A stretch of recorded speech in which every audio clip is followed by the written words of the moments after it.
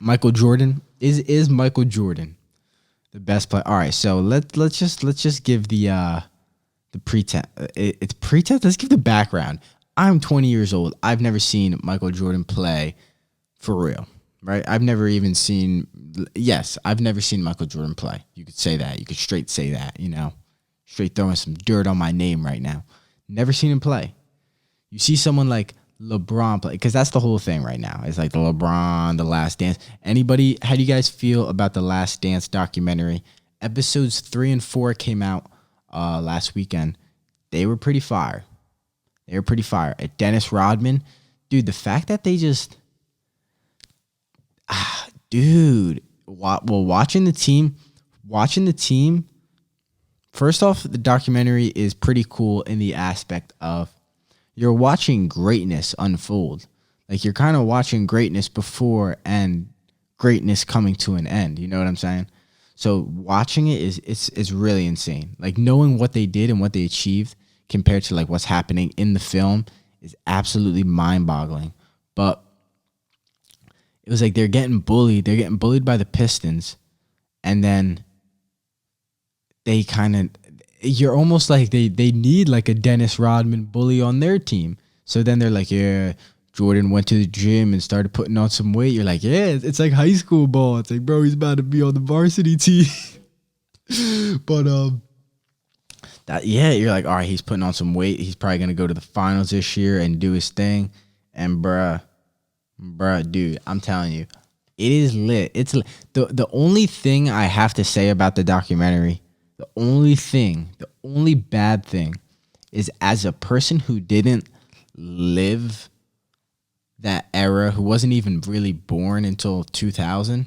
Let's be real. I know. I'm sorry if you're an old head possibly watching this. Your boy wasn't born until 2000.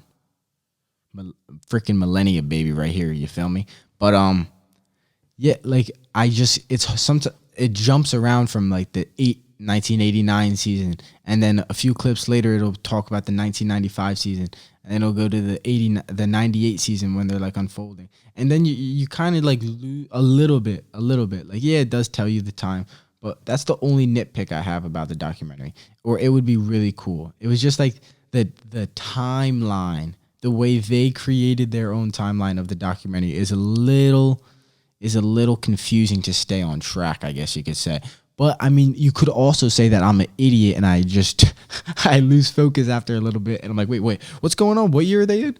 But the Dennis Rodman is insane. I don't know if anybody watched the Dennis Rodman 30 for 30 by ESPN. I think it was a 30 for 30. But that was interesting too, because someone like me, you don't realize how famous Dennis Rodman was before he was playing with Michael Jordan. Like, and even this documentary kind of showed like how good Dennis Rodman was on the Pistons.